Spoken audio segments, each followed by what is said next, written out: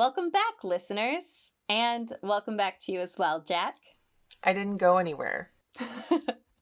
Oh, that's right. Well, before we jump into the tape, I do have a quick question for you. You said that the next two tapes are the ones you can't really make anything out on. Is that correct? Yeah. Do you think there's any merit to sharing them with the audience? No, I've listened to them a bunch, and neither of them have anything intelligible on them. Are you opposed to sharing them with the audience? I don't care, but it's just a bunch of noise. I think if you release them as an episode, you'll be back to single-digit subscribers. All right. Well, I know this kind of breaks the rules, but will you share them with me so I can decide? Sure. There are only 3 tapes left, and 2 of them are junk, so I think it's fine. I'll share my drive folder with you. All right, audience, let us know. If you want those 2 tapes released, we'll get them up for you.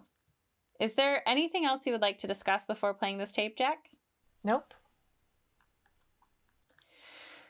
We do have to warn our listeners.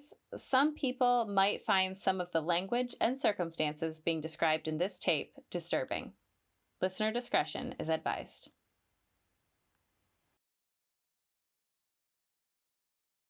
All right, there's a lot to cover on this tape, so let's jump right into it. It has been a wild couple of days.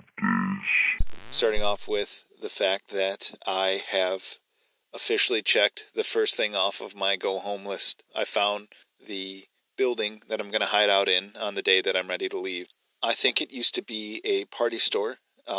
It doesn't matter what it used to be. It was cleared out by the time I got there. What matters is that it's near the edge of town, but just out of sight of the woods, and structurally it's intact. I mean, it had a what looked like a bullet hole in one of the front windows, but I just kind of pasted some like cardboard and flyers and whatever else I can find in the area over it.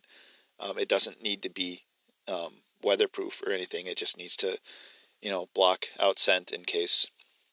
So with progress, as always, comes punishment. And that night, the thing from the woods was back and angrier than it's ever been.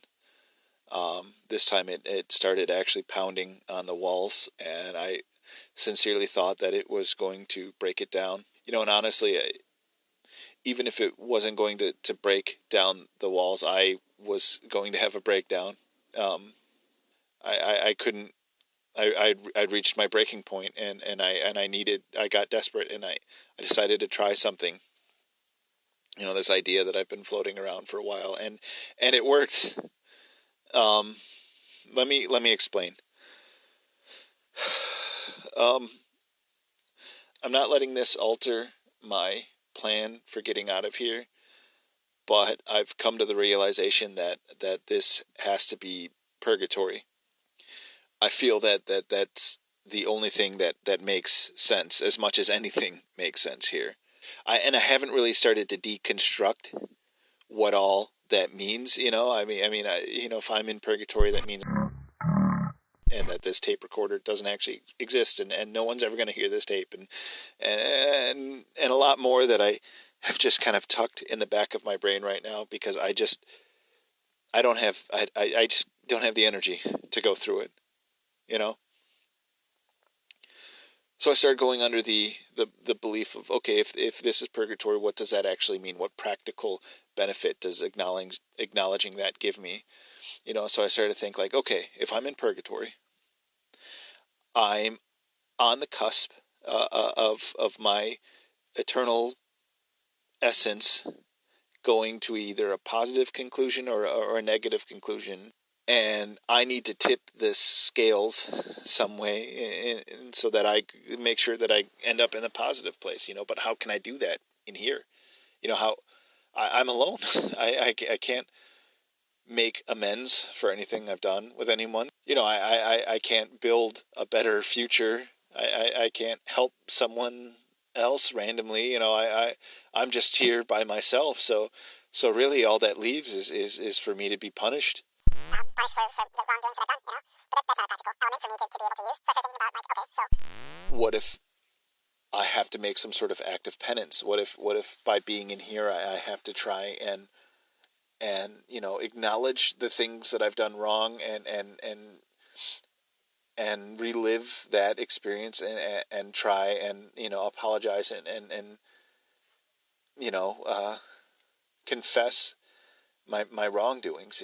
So I started to think about all the wrong things that I've ever done in my life, and sure, there's plenty of examples of times that I wish I was kinder or things that I would do differently given another opportunity, but I really could only narrow it down to 5 things that I've done that I felt could realistically have affected me on a metaphysical level. 5 things that I've done in my life that I feel bad enough about, or that I think were wrong enough that I could see some sort of penance being required for it. So when the thing was pounding on the wall, I spoke one of these stories aloud. I acknowledged what I did wrong, and I apologized for it, and I relived that moment, and as soon as I finished the story, the thing calmed down, and moments later it left. And I cannot describe the relief I felt. And now I had a weapon. Now I had a weapon that I can use against this thing. And as amazing as that was, it now added another problem into the equation. I have 5 stories that I can tell, and only 4 of them left. The next morning, just wanted to get out. I did to stay in instead, because I wanted to see if A, the thing was going to come into town at all, and B, if it was going to be like a normal night, or if it was going to be like a night where I've made some sort of progress, to see the potency, I guess, of one of these confessions. That night, the thing from the woods did not make contact with the bowling alley. It did not stick around. It could have been any other night. So I now had to test the theory going the other way. The next morning, daybreak happens, and I immediately go out and start trying to find a bike. An important thing to note is on one of my earlier runs, I found a business map in the town, and it had all the local businesses listed on there. And one of the businesses was a hardware store. This hardware store was located at the end of a dead-end street, which is a terrible place to put a business if you're curious. And so I start heading down this. I turn down the street to head down to the where this hardware store is supposed to be. And as soon as I get on the street, I can see at the end of the building King's Hardware, next to the bowling alley. It's the nicest looking building in this town. So I get really excited and I start running towards it. But I don't know if it was an earthquake or whatever, but there was this giant ravine now between King's Hardware and the next closest building. And not only was it this crack that goes across the road, it was a U-shaped crack that went around either side of the building as well, that disappeared deep into the woods that are located behind King's. So if I even wanted to try and walk around this crack, the only thing I could do is go into the woods. And obviously that wasn't going to happen. I started thinking, okay, fine. I expected the town to put another obstacle in front of me. I didn't think it was going to be that easy anyways. So I think, okay, I'll just build a bridge. I'll find some ladders or anything in the town that I can stretch from one end to the other, and then I just cross it and enter King's that way. That wasn't going to work. King's side, there was maybe a foot of dirt lip kind of around the edge of the building, but it was loose and crumbly, and there was no way I was going to risk my life on doing that. I could, lay the whatever bridge I make across, but the problem with that is that it's a 2-story building. And, maybe there's something I can use that would be strong enough and long enough, but I don't know what it is. If I find something in town, great, but I'm going under the assumption that that's going to be a no-go. So the real only other way that I can think to try and get over there is, if I walked up to the edge of the ravine to look down to see, if it's like a sheer surface and, maybe I can, there's outjuts of rock that I can place something on or, anything. And nope, they slope inwards. It was not a sheer face. It was not a rocky, edges. It was like 2 inward sloping on either side, on that side, on the king side and on the flower shop side. So that wasn't going to work either, but I did see what I think to be a way in, because down underneath King's, behind the slope, so I couldn't really see where it was coming from, but I could see an artificial light coming out from underneath there. Now that means that this earthquake or whatever tore away maybe part of the foundation, and I'm getting some light from the basement, or maybe it exposed some sewer lines or something, but there's something intact enough over there that's open that has a light source coming out of.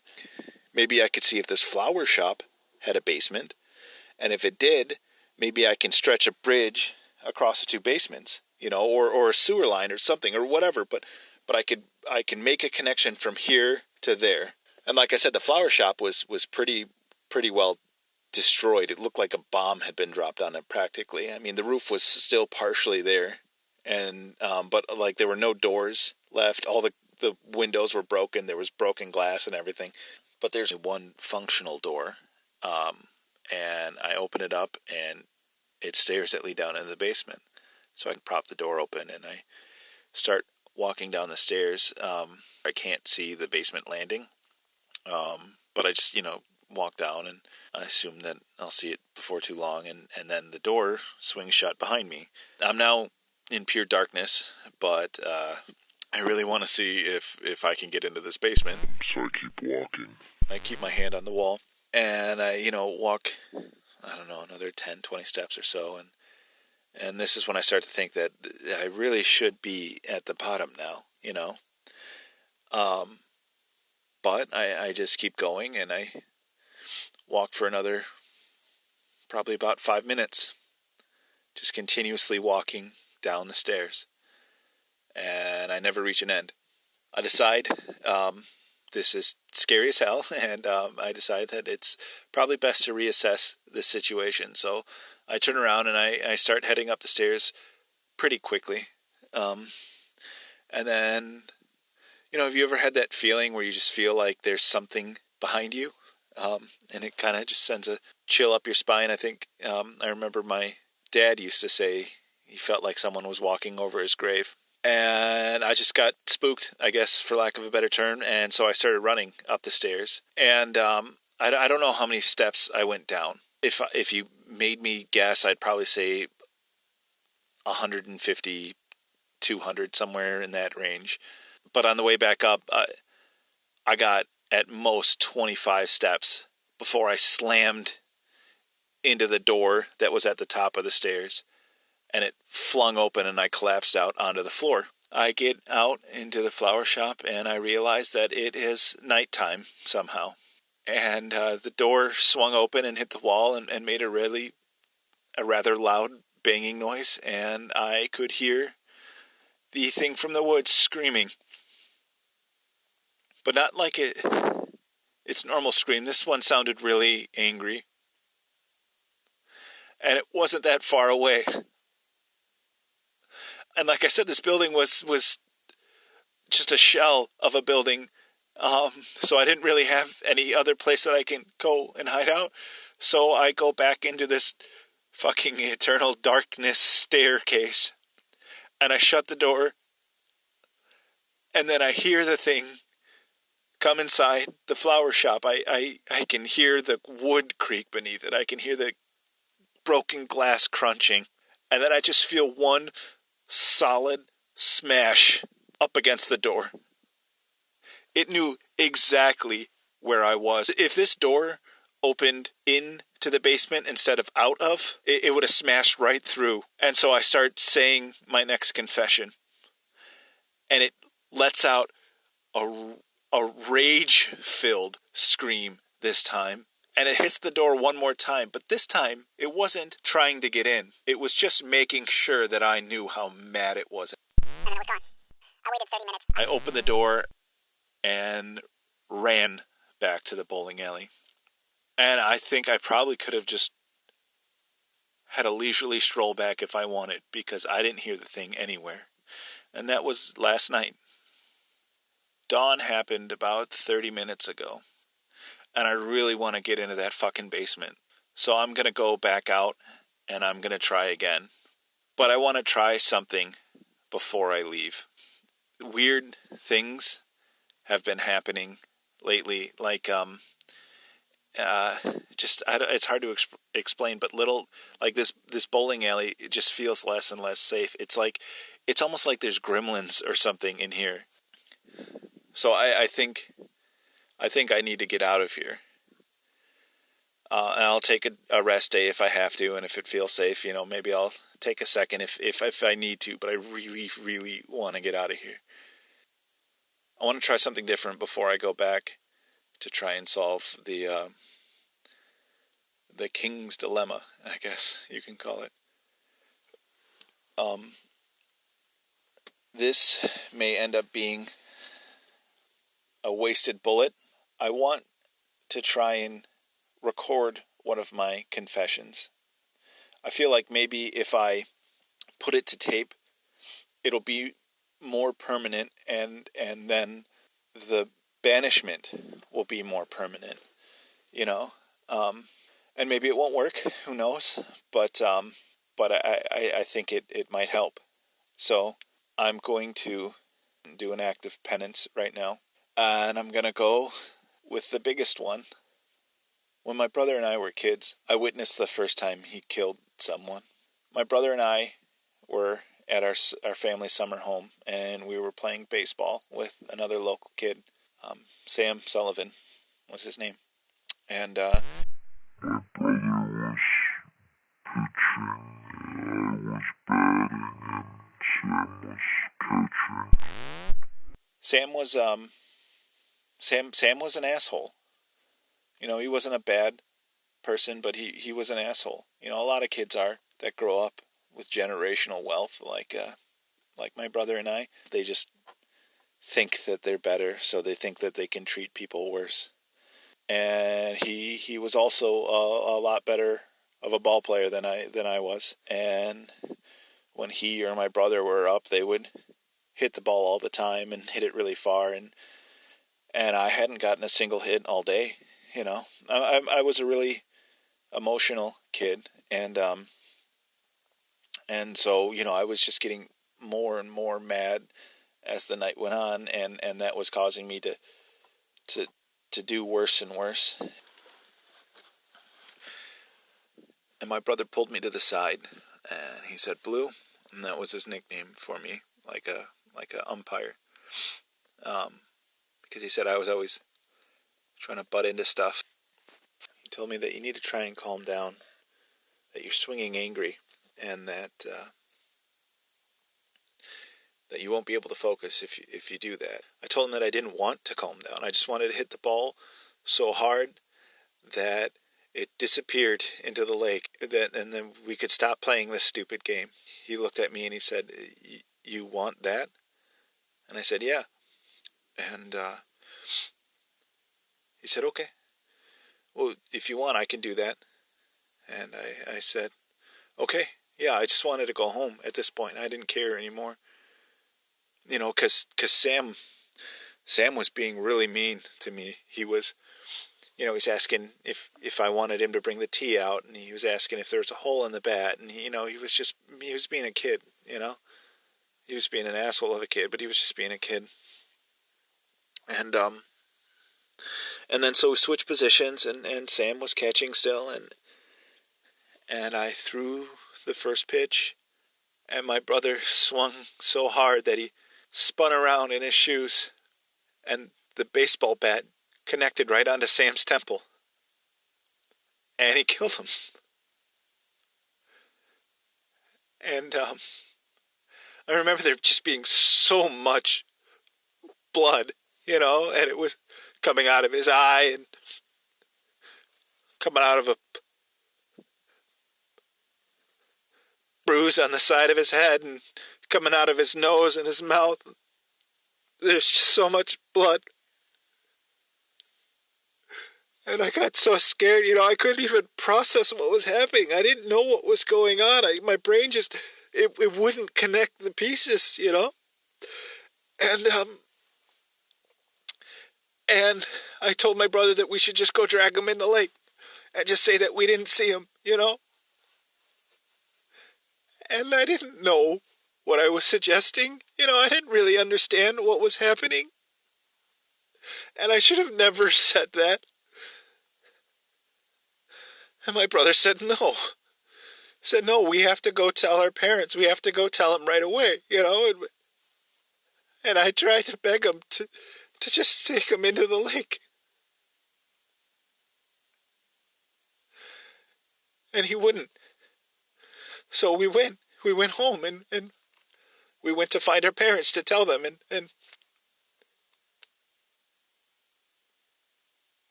they weren't home. So we went over to his parents. And they were home and we told them.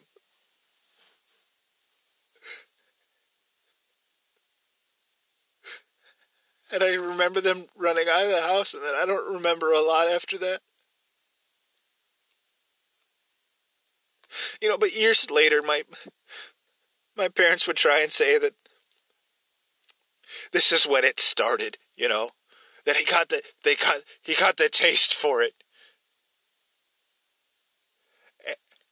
And that's fucking wrong. It was an accident. It was an accident. He didn't mean to do it. It was an accident.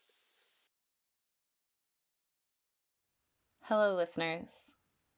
Well, this is kind of awkward. As you can see, it's just me here now. In between when I filmed this episode and now, I learned a few things that I need to address here. We did film a second part of the podcast where Jack and I discuss what happens on this tape, but I don't know if we'll ever show it. Ever since we released the episode for Tape E, Jack's sister has been desperately trying to get a hold of me. In an effort to not betray Jack's trust, I reached out to her before I responded to her sister. I don't know exactly how to describe it, but this set Jack off. I told Jack that I hadn't spoken with her sister yet, but that didn't seem to matter. Jack was extremely upset about some of the things her sister said in her email to me, and has since stopped responding to my messages. Based off of the content of the email and Jack's reaction, frankly, I don't know the best way to proceed from here. I'm releasing this episode as is for two reasons. First, I'm hoping Jack will see this and respond to me so we can have an honest conversation about what is going on. And second, because I feel I owe it to you, the audience. You've stuck with us this long, so you deserve to know the truth of what's going on. I do have the rest of the audio file, so unless Jack reaches out and asks me not to, I'm still going to do an episode for Tape I. She was right that the other two are just junk noise, but I can still release them if you want them. This part is to you directly, Jack. I still haven't spoken with your sister, and I might not if you reach out to me first. I want to hear your side of the story, and I am so worried about you. I still believe you, Jack, but I feel I deserve an explanation. Now back to you, the audience. There is a chance here that we've all been led on a wild goose chase. And if that turns out to be the case, I would just like to say, I'm sorry. I'm going to give Jack some time to get back with me, but I promise as soon as I can, I will give you all an explanation. Thank you, and we'll talk soon.